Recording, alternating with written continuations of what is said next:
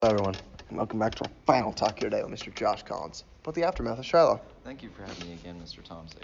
Now, Shiloh was a bloody and brutal battle. There were an estimated 23,746 casualties. About 13,000 casualties were from the Union, and 10,669 casualties from the Confederates. There were 1,754 killed and 8,408 wounded, and 2,885 missing or captured from the Union Army, and 1,728 killed, 8,012 wounded, and 959 missing or captured from the Confederate Army.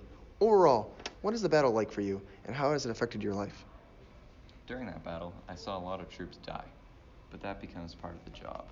The amount of people that I saw die in front of me in that single battle opened my eyes to the fact that eventually I will die as well.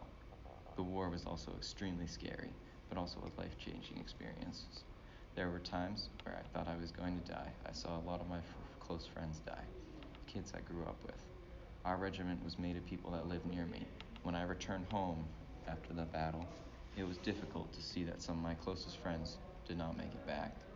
When I saw the people that I grew up with die in the battlefield, it took a toll on me.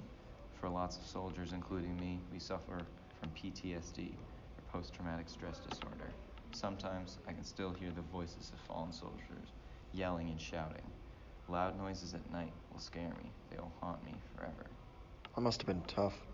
I hope you're getting better. My next question is, what do you think would have happened if we did not win Shiloh? Well, Shiloh was a very important battle. I feel that had the South won, Grant's forces in the South and in Kentucky would have been crippled, and we would not have taken a hold of the southern region. Without this victory, Grant would not have become the top general, and we most likely would have been defeated. So how did the rest of the war go for you? Well, we had started to win more battles after Shiloh, but we really started to crush the South during the last 2 years, where the South was losing territory and resources. So we started to surround them, and eventually the war ended. Lincoln was assassinated soon after, and I've always wondered what it would have been like if he wasn't president during this time. We might have lost. It would also be interesting if he was able to continue as president during the Reconstruction era, where society improved, but unfortunately we shall never know. Yeah, now these are all interesting what ifs, but I just have one final question for you. So you talked earlier about how you returned home, but what I would like to know is, what was it like when you got back? How were your parents? Will life ever be the same for you?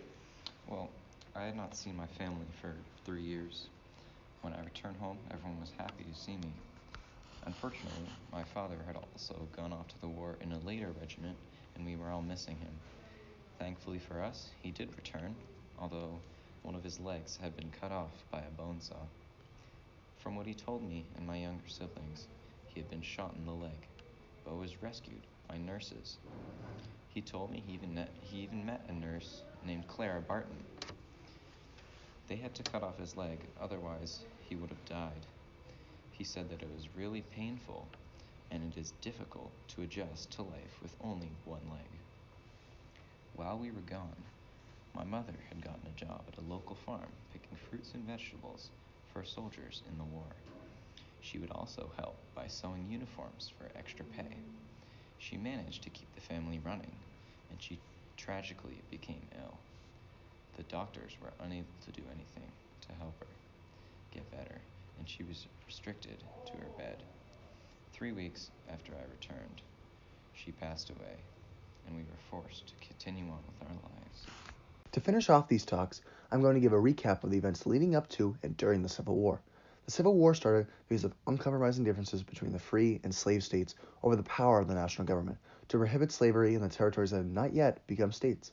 When Abraham Lincoln won the election in 1860 as the first Republican president and wanted to keep slavery out of the territories, 7 slave states in the Deep South seceded and formed a new nation, the Confederate States of America. The event that triggered the war came at Fort Sumter in Charleston Bay on April 12, 1861, claiming that the United States fort as their own. The Confederate Army on that day opened fire and forced it to lower the American flag and surrender. Lincoln called on the militia to suppress this rebellion. 4 more slave states seceded and joined the Confederacy, but the real fighting began in 1862. Huge battles like Bull Run, Shiloh in Tennessee, Gaines' Mill, Fredericksburg in Virginia, and Antietam in Maryland foreshadowed even bloodier campaigns and battles in subsequent years, from Gettysburg in Pennsylvania to Vicksburg on the Mississippi to Chickamauga in Atlanta. For 3 long years, from 1862 to 1865, Robert E. Lee's Confederates repelled invasions and attacks by the Union Army of the Potomac Command by a series of ineffective generals until Ulysses S. Grant came to Virginia from West Point to become the top general of all Union armies after Shiloh. After bloody battles at places with the names like the Wilderness, Cold Harbor, and Petersburg, Grant finally defeated Lee in April 1865.